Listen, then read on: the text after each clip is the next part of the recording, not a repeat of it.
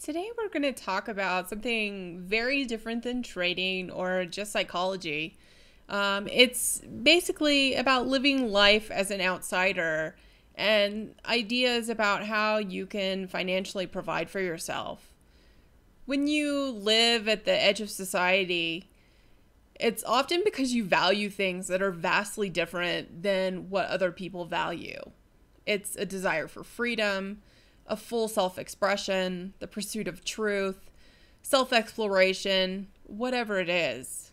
These things naturally tend to drive you away from the herd and into isolation.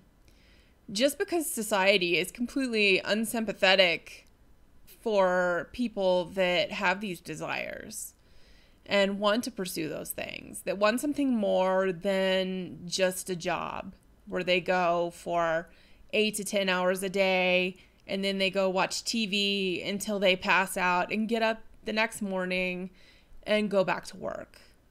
Because for most people, this is totally fine.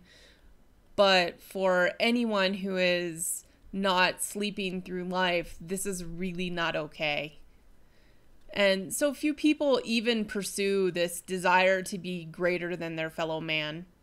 And even fewer will actually achieve that, simply because it's difficult to live outside the world. It's far easier just to give in, give up, and move back into the world and become part of the hive. To lose your personality, the essence of who you are, and everything that you stand for, and just let the hive wash over you. For most people, that's much easier. And for some people, there's not even an option. That's the only thing they can do. So many will actually choose to commit that kind of mind suicide, so to speak, and kill their active minds in order to fit in society and get along easily with the common man. So success is dependent on you, the outsider. And in this way, the will is supreme. But as for Schopenhauer, it can exercise its ultimate freedom only by willing negation. Most people live a life with their senses already dulled, if not already dead. The whole life of those that we care about and society as a whole is death. These people are unreal. They are zombies. They are shallow. They don't retreat inside themselves to tackle themselves. They are asleep and they have no sense of their own identity or what they could possibly aspire to be with just a small amount of effort.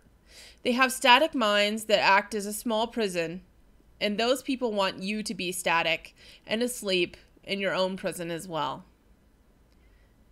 When a unique mind is stifled, it creates stagnation that creates a strain on that mind that, if the will is great enough, will hopefully push back against the culture, family, friends, or lovers that are trying to stagnate that person.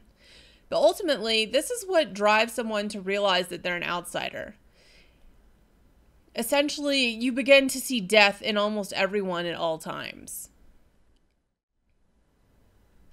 Life as an outsider in society is a problem that is both of the internal and external. It's an internal issue that manifests as a need to have control over your feelings, but also what happens when there's a denial of meaningful self-expression. It's an issue of having no meaning. It's an issue of seeing, feeling, and thinking too deeply and too much. It's an issue of learning to cope with extreme idealism. And it's an issue of learning to tame the inner hell of our being. It's also a physical problem of the body. It's one that often requires physical exhaustion. Energy in the body must be dissipated through walking for long periods of time each day, just like Nietzsche did, or dancing ecstatically like Gurdjieff, climbing mountains like Hemingway, or through some other means that gives you control of your physical self and strengthens your body. When we inoculate ourselves with small doses of a disease, we become immune to a larger quantity of the disease. And when we expose ourselves to extremes, we begin to see that we're far more capable of living under conditions that would absolutely kill the average person. And so the preservation of our lives as outsiders is dependent on awareness of psychological and physical death that awaits if we choose to live in a society that forces us to play by their rules. And in acknowledging this, we ultimately can live with more freedom and abundance than the average man. But it's also an issue of taming our external life so that we can create a workable living situation for ourselves. It means that we must analyze ourselves and also the world, but not just as a problem of the mind that one can think about and solve completely in their head.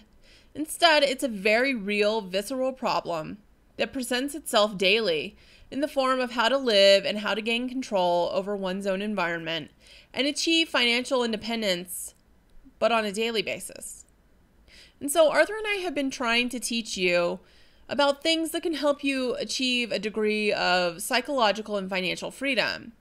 You can achieve financial freedom through starting your own company. It doesn't have to be a huge company. Some of you have huge plans with 20, 30, 40-year goals, and maybe you're never going to get started. And today is the day you want to get started, or soon. You only need to take care of your immediate financial needs, especially if you're in college. You don't need to build a huge company with tons of employees and a huge product line and a giant business plan that ranges out for the next 20 years.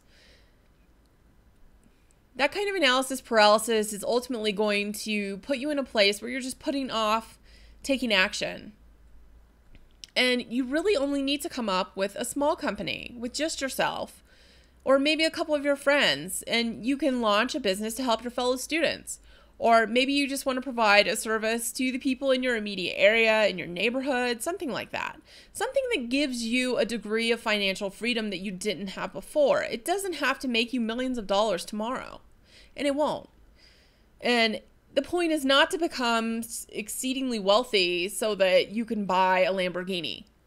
The point is to achieve financial freedom so that you can be yourself and go wherever you need to be that person.